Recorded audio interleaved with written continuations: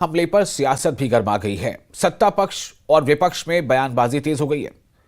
ये पूरा मामला क्या है, इस रिपोर्ट में आपको दिखाते हैं।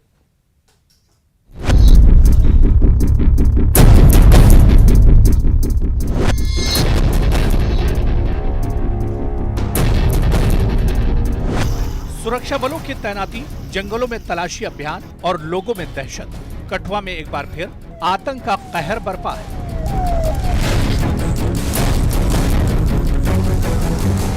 जम्मू कश्मीर के मुख्यमंत्री उमर अब्दुल्ला ने घटना की निंदा करते हुए कहा कि जम्मू के कई इलाके लगातार आतंकियों का निशाना बन रहे हैं। साथ ही उन्होंने इस बात को भी स्वीकारा कि जम्मू बेल्ट को लगातार टारगेट किया जा रहा है। उन्होंने आतंकवाद को जड़ से खत्म करने के लिए जनता का समर्थन मांगा।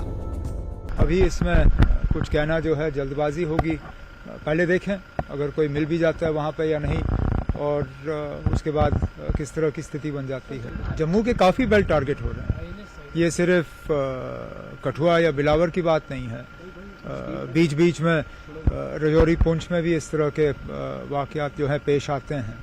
अब कोशिश की जा रही है, हालांकि डायरेक्टली ये हमारी जिम्मेदारी है नहीं, लेकिन मैं बार बार कहता हूँ कि बिना लोगों को साथ लिए हुए मिलिटेंसी का खात्मा जम्मू कश्मीर में मुमकिन नहीं होगा।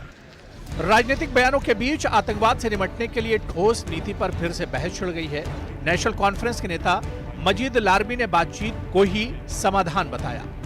कांग्रेस विधायक निजामुद्दीन भट्ट ने केंद्र और राज्य सरकार के बीच तालमेल पर जोर देते हुए कहा कि आतंकवाद से निपटने के लिए जम्मू कश्मीर सरकार और केंद्र सरकार को मिलकर काम करना होगा। देखो, शुरुआत बातचीत की किसने की? ये वाजपेयी जी ने शुरुआत की। वाजपेयी जी वहाँ पे गए, वहाँ पे मुशर्रफ से बात की। तो बातचीत करने में कोई, हाँ, टेररिज्म के खिलाफ है। हमारे, आपको मालूम है, सबको मालूम है कि 11,000 वर्ग हमारे मारे गए। अगर बातचीत के लिए हम बार बार कह रहे हैं कि बातचीत होनी चाहिए, क्योंकि हल अगर निकलता है बातचीत से होता है, गोली से कोई हल नहीं निकलता है। हम तो इल्जाम तराशी नहीं करेंगे, ऐसा होता आया है, ऐसा होता भी रहेगा तब तक जब तक ना इसी को पूरी तरह पॉलिटिकल डिप्लोमेटिक लेवल पे भी कर्व किया जाए। It's not only a security problem.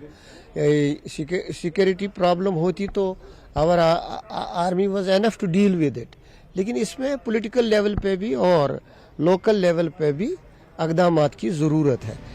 आतंकियों के घुसपैठ के बाद सत्ताधारी दल ने आतंकवाद के खिलाफ सख्त कार्रवाई का भरोसा दिलाया, तो विपक्ष ने सरकार की नीति पर सवाल उठाए।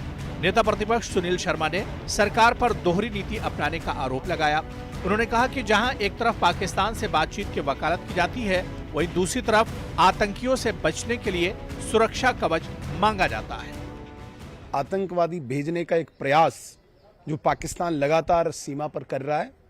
कल जिस प्रकार से हीरानगर के सन्याल गांव में जो वाकया सामने आया, हमारी सिक्योरिटी फोर्सेस, जितनी हमें इंफॉर्मेशन है, लगातार शाम से ही वहाँ पे सर्च ऑपरेशन कर रहे हैं, और पूरी उम्मीद है कि जो भी इन्फिल्ट्रेट करके टेररिस्ट आए हैं जिंदा नहीं जाएंगे।